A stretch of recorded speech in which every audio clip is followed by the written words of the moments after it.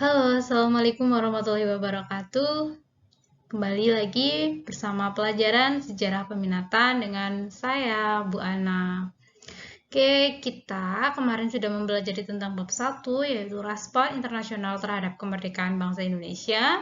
Sekarang kalian akan belajar yaitu bab 2, di mana bab 2 itu adalah tentang perkembangan iptek dan dampaknya bagi kehidupan manusia.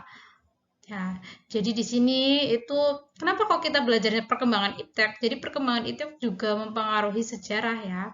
Dan di sini kita akan menjadi lebih tahu lagi apa saja sih perkembangan-perkembangan iptek dan kemudian apa sih dampaknya bagi kehidupan manusia. Nah, contohnya kalian bisa melihat kalian sendiri lah ya.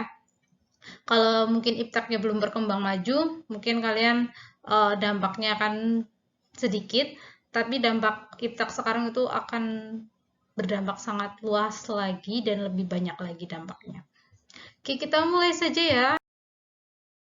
Yaitu adalah teknologi informasi dan komunikasi. Semuanya udah punya nih kalau yang namanya teknologi informasi dan juga komunikasi. Oke, perkembangan teknologi informasi dan komunikasi di sini contohnya adalah komputer dan juga jaringan internet.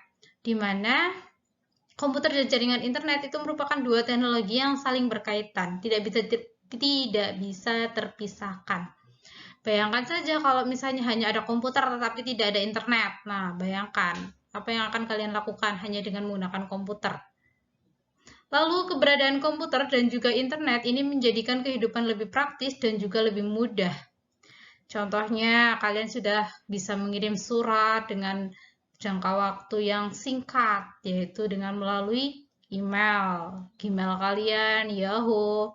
Nah, itu kan tidak perlu lagi menunggu lama, 2-3 hari, tetapi dalam waktu 5 menit ataupun 10 menit, itu teman kalian yang ada di luar negeri ataupun di belahan wilayah yang berbeda, itu akan bisa lebih cepat menerima pesan kalian. Kedua jenis teknologi ini dalam bidang informasi dan komunikasi tersebut juga mempengaruhi pola pikir dan juga perilaku manusia. Jadi di sini manusia itu dimudahkan sekali dengan adanya komputer dan internet. Jadi manusia itu pola pikirnya juga sudah mulai berubah. Tidak ada lagi yang ngirim surat di pos, kemudian tidak ada lagi yang harus bepergian jauh. Sekarang semuanya dipermudah, dipersingkat dengan yang namanya gadget ya terutama. Pola pikirnya juga sekarang apalagi dengan adanya pandemi seperti ini, pasti pola pikir kalian tetap di rumah, kemudian kalian bisa berkumpul dengan cara melakukan panggilan video, yaitu melalui WhatsApp, Zoom, dan juga aplikasi video grup lainnya.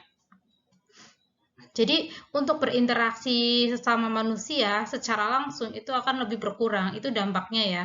Jadi kalian itu lebih suka berinteraksi dengan gadget. Kalian itu lebih suka bermain dengan gadget, bisa main games, kemudian bisa buka sosial media atau yang lainnya. Dan kalian jadi lebih cenderung individualis ya, tidak banyak bertemu dengan orang lain, tetapi kalian lebih sering atau ketergantungan dengan gadget kalian.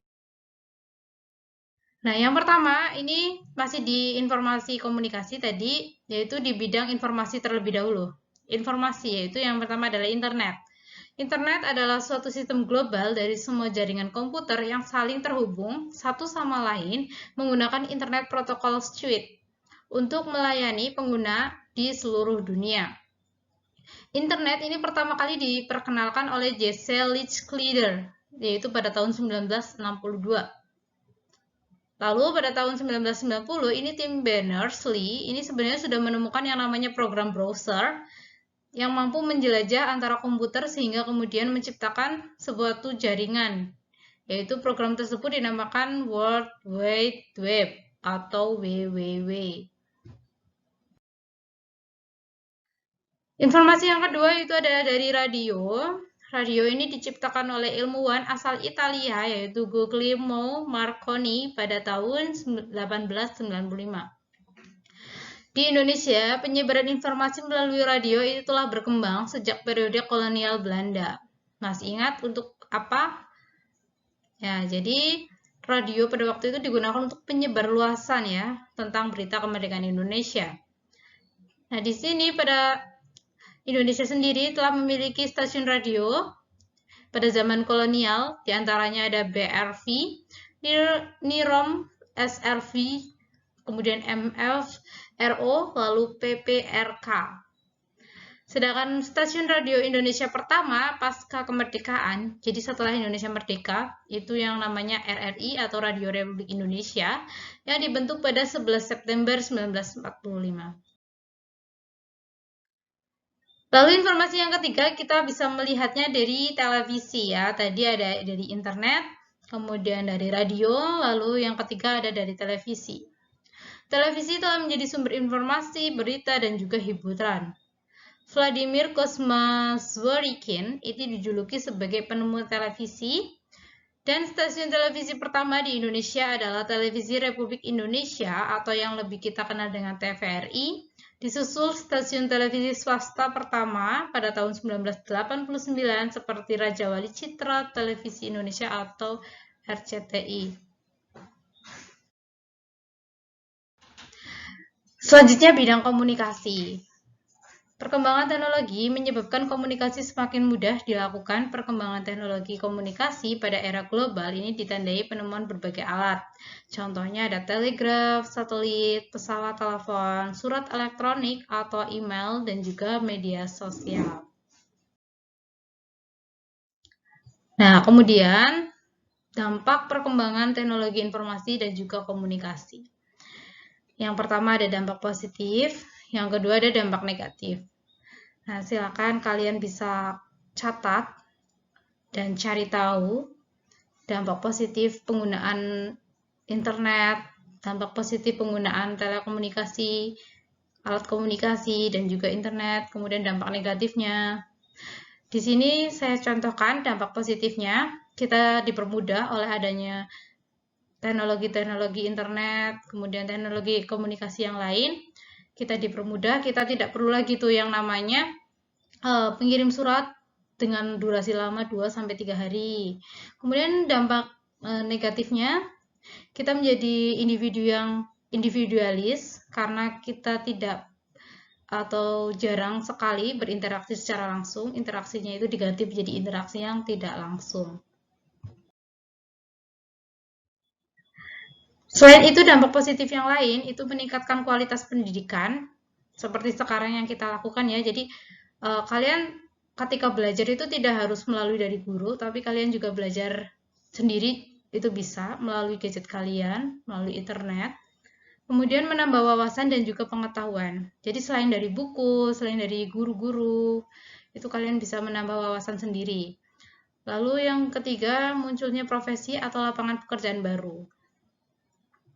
Ya, di sini muncul profesi atau lapangan pekerjaan baru, contohnya itu seperti YouTuber ya.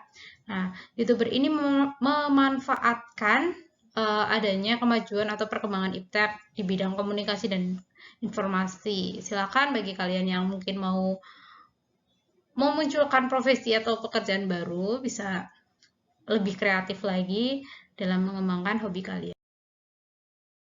Kemudian dampak negatifnya tadi ya, selain kalian berinteraksi kurang, di sini mempengaruhi pola pikir. Kalian cenderung lebih malas, lalu cenderung antisosial. Yang selanjutnya yang B, itu ada teknologi transportasi. Kalau tadi informasi dan komunikasi ada internet, radio, televisi, dan teknologi transportasi itu ada transportasi air, transportasi udara, dan juga transportasi darat. Kalian bisa menyebutkan sendiri atau bisa membayangkan transportasi air itu apa saja, transportasi darat itu apa saja, dan udara itu apa.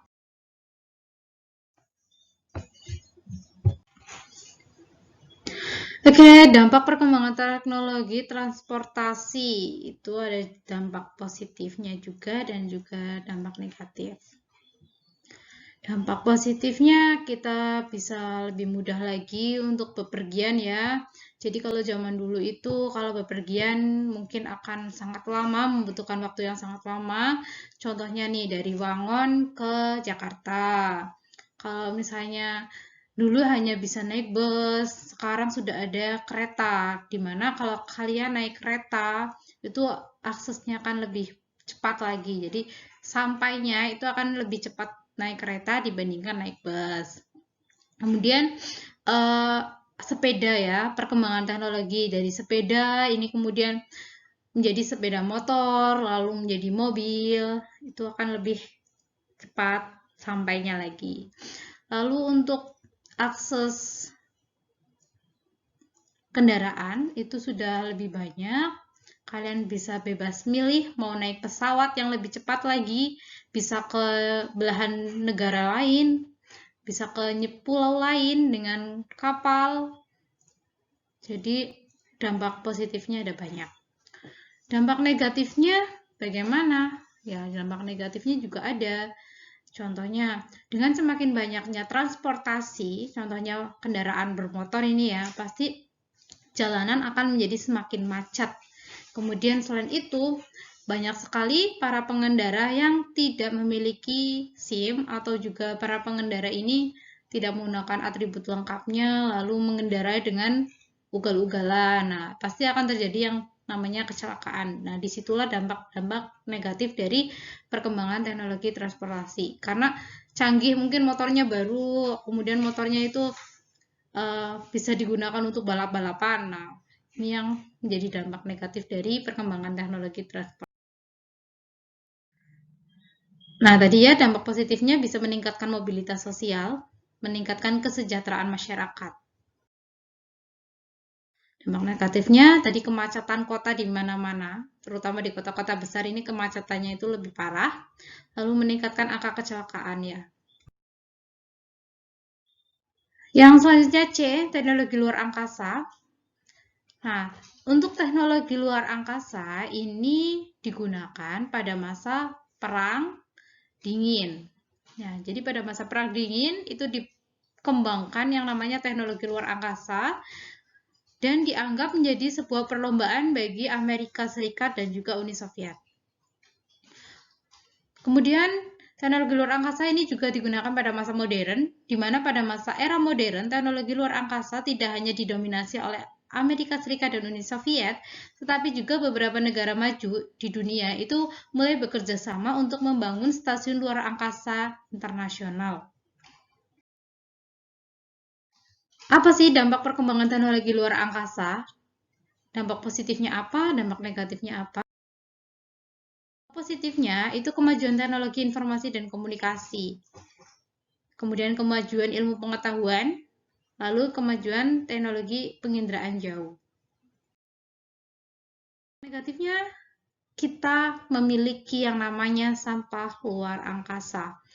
Ya, bayangkan ya, kalau misalnya kendaraan rusak, nah ini kan bisa kita lihat ya, sampah-sampahnya bisa kita kumpulkan, kita rongsokkan, kita bakar. Nah, sedangkan kalau misalnya kita membuat sebuah satelit kayak gitu di luar angkasa sana, ketika satelit itu bertabrakan dengan meteor-meteor, dengan benda-benda langit lainnya, kalau misalnya rusak, kemudian apa ya kita mau bawa pulang lagi ke bumi gitu. Jadi sampah-sampah itu dibiarkan di luar angkasa sana sehingga menumpuk dan menjadi sebuah sampah luar angkasa. Selanjutnya D, teknologi persenjataan. Di sini teknologi persenjataan digunakan pada masa perang dingin, contohnya itu ada tank, pesawat pembom, kapal selam, dan juga ada kapal perusak. Persenjataan negara-negara yang terlibat dalam peperangan. Contohnya ini ada senjata milik Jepang, yaitu ada bayonet, pistol nambu, flamethrower, dan juga senapan. Persenjataan negara-negara yang terlibat peperangan, yang kedua itu ada senjata milik Amerika. Ini contohnya ada bazooka, dan juga ada bom atom. Lalu senjata milik Jerman itu ada senapan serbu Machine Pistol model 1 1944 atau MP44 dan juga pada masa modern ini ada Modular Advanced Armored Robotic System atau MARS robot, lalu ada Unmanned Aerial Vehicles atau UAV atau drone. Lalu ada juga pesawat siluman. Ya, pesawat siluman ya. Jadi bukan hanya manusia siluman, tetapi pesawat juga ada silumannya. Persenjataan di Indonesia ya, jadi yang tidak kalah menarik, Indonesia juga telah memiliki persenjataan ya. Jadi bukan hanya Amerika, Jerman, Jepang, tapi kita juga memiliki persenjataan. Salah satu persenjataan kita itu adalah medium tank cannon 105 mm. Yaitu merupakan salah satu produk persenjataan yang berhasil dikembangkan oleh PT Pinbat. Tank ya, tank kita sudah punya. Dampak perkembangan teknologi persenjataan, dampak positifnya dan juga dampak negatifnya pasti ada. Untuk dampak positif, di sini meningkatkan keamanan. Jadi dengan adanya persenjataan tadi, negara itu merasa aman. Kemudian memperkecil resiko korban jiwa. Ya, bisa untuk melindungi warga negaranya jika terjadi sebuah peperangan, penyerangan. Nah, persenjataan itu baru bisa ya. Dampak negatifnya itu tadi ada pencemaran lingkungan, perubahan iklim, dan rusaknya ekosistem, munculnya aksi teror, dan juga invasi ke negara lain. Oke, sudah selesai untuk materi bab 2 tentang perkembangan ilmu teknologi dan juga dampaknya terhadap kehidupan manusia. Silakan kalian pelajari lebih lanjut. Jika ada pertanyaan, bisa kalian tulis di kolom forum atau di komentar tentang materi ini. Kalau tidak ada pertanyaan lainnya, tidak masalah. Berarti saya anggap kalian paham. Silakan kalian catat sendiri di buku masing-masing untuk mempermudah kalian dalam pembelajaran. Oke, saya akhiri. Terima kasih. Wassalamualaikum warahmatullahi wabarakatuh. Dah.